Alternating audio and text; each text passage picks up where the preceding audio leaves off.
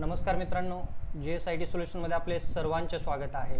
मित्रांनो बघा, मुंबई महानगरपालिका असेल, कल्याण डोंबिवली महानगरपालिका, ठाणे, पुणे, कोणतीही महानगरपालिका असू द्या, या सर्व महानगरपालिकेची त्याचबरोबर आरोग्य विभाग असेल, समाज कल्याण असेल, पोलीस कॉन्स्टेबल, GMC भरती व अन्य कोणतीही ड्रायव्हर भरती, अशा तुम्ही कोणत्याही शासकीय परीक्षांची तयारी करत असाल तर तुमच्यासाठी अतिशय महत्त्वाची मित्रांनो ही लेक्चर सिरीज सुरू आहे। तुम्हाला त्याच्यामध्ये सामान्य ज्ञानावरती खूप सगळे प्रश्न विचारले जातात। कोणत्याही परीक्षेचा सामान्य ज्ञानाचा अभ्यास करायचा असेल तर तुम्हाला ही आपली लेक्चर सिरीज अतिशय महत्त्वाची ठरणार आहे।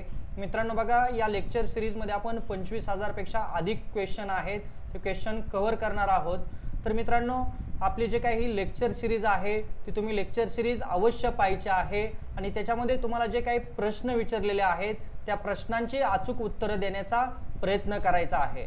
तर मित्रांनो, सुरुवात करूया आपण आपल्या या लेक्चर सिरीजला सुरुवात करण्यापूर्वी मित्रांनो माझी एक तुम्हाला मनापासून विनंती राहील, तुम्ही अजूनपर्यंत जर आपल्या चॅनलला लाईक, सबस्क्राइब आणि शेअर केलं नसेल तर प्लीज आपल्या चॅनलला लाईक करा, सबस्क्राइब करा आणि सगळ्यात महत्त्वाचं म्हणजे बेल आयकॉनचं बटन क्लिक करा, म्हणजे असेच माहितीपूर्ण नवनवीन व्हिडिओ सर्वात अगोदर तुमच्यापर्यंत येऊन जातील।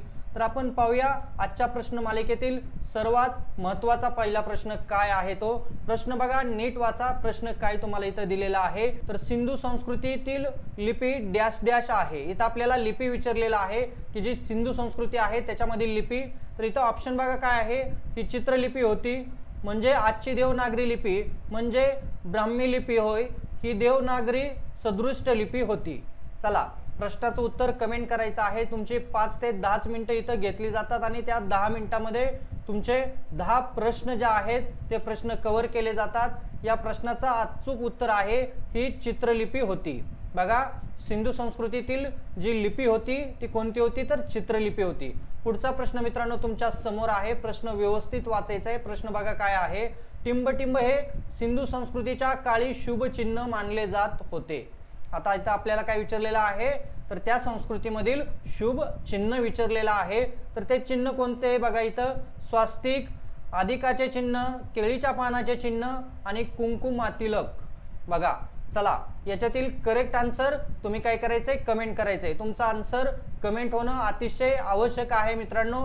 जर तुम्हाला याचं उत्तर माहित नसेल तरी एक अंदाज बांधून तुम्ही उत्तर कमेंट करायचं आहे आणि अचूक जे उत्तर असणार आहे ते देखील मी तुम्हाला इथं सांगत आहे, त्यामुळे ते उत्तर तुम्ही व्यवस्थित लक्षात ठेवायचं आहे। तर याचा अचूक उत्तर बघा काय आहे, स्वास्तिक हे कशाचं आहे, सिंधू संस्कृतीच्या काळातील शुभ चिन्ह मानलं जात होतं।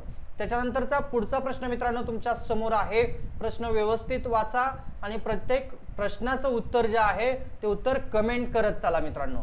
तुमच्या कमेंट अतिशय आवश्यक आहे।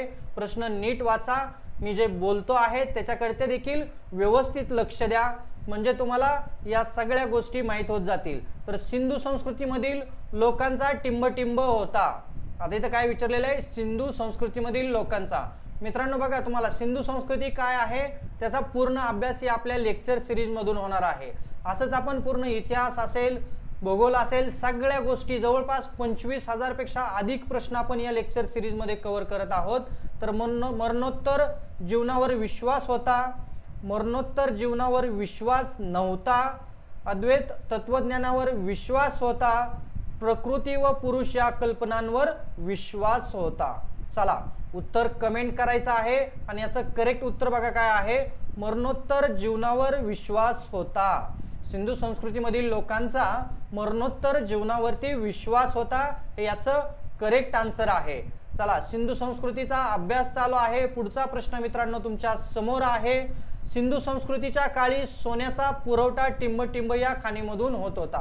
आता इथं आपल्याला काय विचारलेलं आहे, सोन्याचा पुरवठा जो आहे तो कोणत्या खाणीमधून होत होता, लोथल व कालीबंगन, मेंदोजोर्द व हडप्पा, कोलार व हट्टी यापेक्षा वेगळे उत्तर। चला, ऑप्शन तुम्हाला कदाचित वेगळे येऊ शकतात, प्रश्न तोच असू शकतो, प्रश्न उलटा सुलटा केला जाऊ शकतो। इथं आपल्याला सोन्याचा पुरवठा करणाऱ्या सिंधू संस्कृतीच्या काळातील खाणीचा विचार केलेला आहे। चला, आणि याचं करेक्ट आन्सर बघा काय आहे, कोलार व हट्टी हे त्याचं काय आहे करेक्ट आन्सर आहे। कोलार व हट्टी या खाणीमधून काय केला जायचा? सिंधू संस्कृतीच्या काळी सोन्याचा पुरवठा केला जायचा।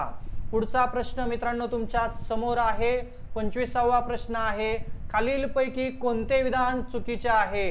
आता इथं आपल्याला सिंधू संस्कृतीमधील विधान दिलेले आहे आणि त्याच्यातील चुकीचं विधान विचारलेलं आहे। मोहेंजोदडो व हडप्पा येथील बरीचशी घरे दुमजली असून काही तिमजलीही असत। बघा इथं चुकून ब झालेला आहे तर व आहे, काय वाचायचं इथं? व। मोहेंजोदडो व हडप्पा येथील बरीचशी घरे दुमजली असून काही तिमजली असत। मोहेंजोदडो व हडप्पा येथील प्रत्येक घरात स्नानगृह असे। सिंधू संस्कृतीतील सांडपाण्याची व्यवस्था परिपूर्ण व आदर्श होती। सिंधू संस्कृतीतील रस्ते खडी टाकून पक्के केलेले असत। चला उत्तर कमेंट करा। सिंधू संस्कृतीचा अभ्यास चालू आहे या ठिकाणी आणि तुम्हाला त्या संस्कृतीबद्दल नवीन नवीन माहिती या प्रश्नांच्या माध्यमातून मिळणार आहे। तर बघा याचं करेक्ट उत्तर काय आहे मित्रांनो?